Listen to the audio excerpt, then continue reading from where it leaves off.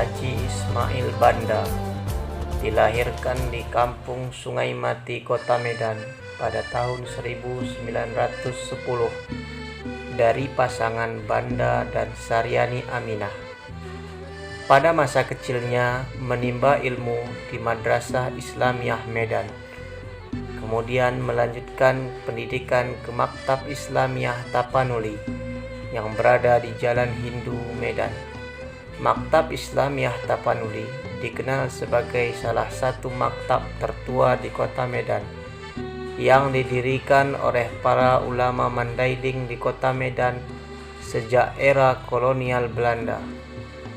Di maktab ini dia mempelajari berbagai disiplin ilmu keagamaan, mengkaji kitab-kitab Arab seperti Matan Alfiyah Ibnu Malik, Matan Zubat, Zauhar Al-Maknun, Zauhar Tauhid, dan berbagai kitab lainnya. Di Maktab Islamiyah Tapanuli, dia berguru kepada ulama-ulama besar Kota Medan saat itu, antara lain Syekh Muhammad Yunus, Syekh Ja'far Hasan, Syekh Yahya, dan beberapa ulama lainnya. Saat itu, di kalangan pelajar Islam di Medan, banyak tumbuh kelompok diskusi dengan pengantar bahasa Belanda. Para pelajar Maktab Islamiyah Tapanuli dan juga Maktab Hasaniyah di Medan ingin bergabung dengan kelompok diskusi tersebut. Akan tetapi di kemudian hari mereka mengalami kesulitan karena tidak memiliki kemampuan berbahasa Belanda.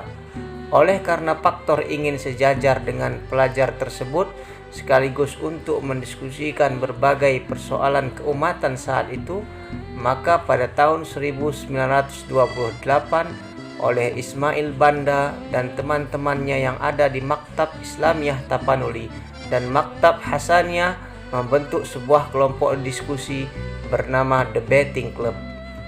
Seiring perjalanan waktu, para pengurus Debating Club merasa kelompok diskusi ini terlampau sederhana dan mereka mulai berpikir agar ini bisa menjadi sebuah organisasi dengan cakupan maupun amal usaha yang lebih luas. Akhirnya pada tanggal 30 November 1930 oleh para eksponen Debating Club secara resmi membentuk sebuah organisasi yang diberi nama Al-Jam'iyatul Wasliyah. Nama Al-Wasliyah sendiri diberikan oleh Syekh Muhammad Yunus yang ketika itu menjadi guru di Maktab Islamiyah Tapanuli. Ismail Banda diangkat menjadi ketua dan dibantu oleh sahabatnya Muhammad Arsyad Tholib Lubis yang kelak menjadi ketua umum pengurus besar Al-Jam'iyatul Wasliyah dan menjadi anggota konstituante dari fraksi Partai Masyumi. Pada tahun 1931, Ismail Banda berangkat ke Makkah melanjutkan pendidikannya, tepatnya di Madrasah Saulatiyah. Madrasah yang didirikan oleh ulama India ini, yakni Syekh Rahmatullah, dikenal sebagai madrasah yang legendaris karena telah banyak melahirkan para ulama di Nusantara, antara lain Kiai Haji Ahmad Dahlan, pendiri Muhammadiyah, Kiai Haji Hashim Asy'ari, pendiri Nahdlatul Ulama, Syekh Zainuddin Abdul Majid, pendiri Nahdlatul Watan di Nusa Tenggara Barat, Syekh Isa Al-Fadani, dan juga ulama-ulama dari Sumatera Timur khususnya kala itu. Misalnya saja Al-Fadil Haji Adnan Lubis, Syekh Mustafa Hussein Purbabaru, dan beberapa ulama lainnya di kawasan Sumatera Timur. Sejak di Makkah, Syekh Ismail Banda aktif menjadi koresponden berita luar negeri untuk surat kabar, pewarta Delhi, dan pemandangan. Pada tahun 1936, Ismail Banda melanjutkan perjalanan intelektualnya di Mesir dan mendaftar sebagai mahasiswa di Universitas Al-Azhar yang saat itu dipimpin oleh Grand Sheikh atau rektor, yakni Syekh Mustafa Al-Maraghi, yang terkenal dengan karyanya berupa Tafsir Al-Maraghi.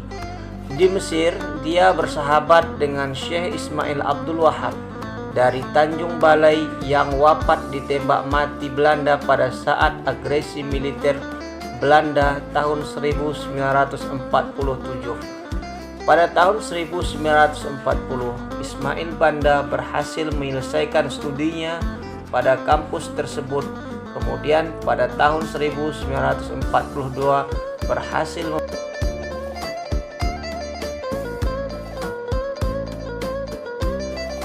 memperoleh gelar MA pada kampus yang sama.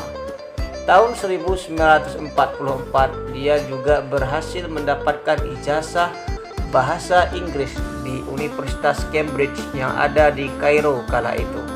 Selama di Mesir, Ismail Banda aktif berorganisasi dan menulis di surat kabar dengan tema perjuangan kemerdekaan Indonesia.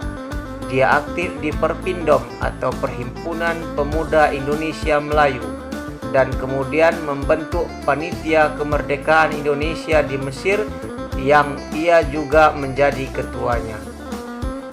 Tulisannya banyak dimuat di surat kabar Al-Ihsan di Mesir. Ismail aktif bergerak menghimpun opini dunia internasional, utamanya di Timur Tengah perihal kemerdekaan Indonesia. Pikirannya banyak dituangkan melalui berbagai surat kabar di Mesir, misalnya merek Partai Al-Wafad, Partai Ikhwanul Muslimin, Subbanul Muslimin, dan surat kabar lainnya. Di kemudian hari, dia juga mampu menggerakkan mahasiswa, misalnya di Al-Azhar dan Universitas Fuad I untuk berunjuk rasa ke Kedutaan Besar Belanda di Kairo, memprotes tindakan brutal militer Belanda di Indonesia. Peranannya ini cukup membuahkan hasil. Dukungan tokoh-tokoh dan rakyat Mesir atas kemerdekaan Indonesia kian menguat. Pada tanggal 22 Maret 1946, Mesir memberikan pengakuan kemerdekaan Indonesia dan langsung mengirimkan konsulnya ke ibu kota Republik Indonesia yang saat itu berada di Yogyakarta, yakni Muhammad Abdul Mun'im. Berturut-turut delegasi Indonesia datang ke Mesir mengucapkan terima kasih, antara lain dipimpin oleh Muhammad Hatta pada bulan April, kemudian Haji Agus Salim pada bulan Mei, dan terakhir adalah Sultan Syahrir pada bulan November. Tahun 1947, Ismail Banda pulang ke Indonesia dan memilih tinggal di Yogyakarta. Dia bekerja di Departemen Agama RI.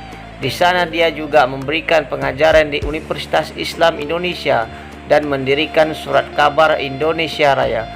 Pada tahun 1950, dia kemudian dipindahkan ke Departemen Luar Negeri Republik Indonesia.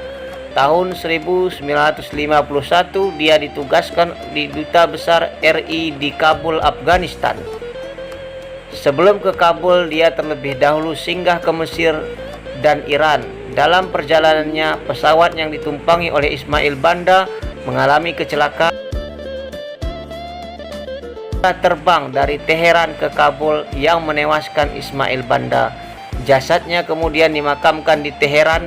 Kabar ini menimbulkan duka yang mendalam bagi warga kota Medan, organisasi Al-Wasliyah, dan juga Departemen Luar Negeri Republik Indonesia. Saat itu di Indonesia kemudian dilaksanakan sholat gaib bagi jenazah Ismail Banda, diplomat Indonesia yang besar jasanya pada masa awal kemerdekaan.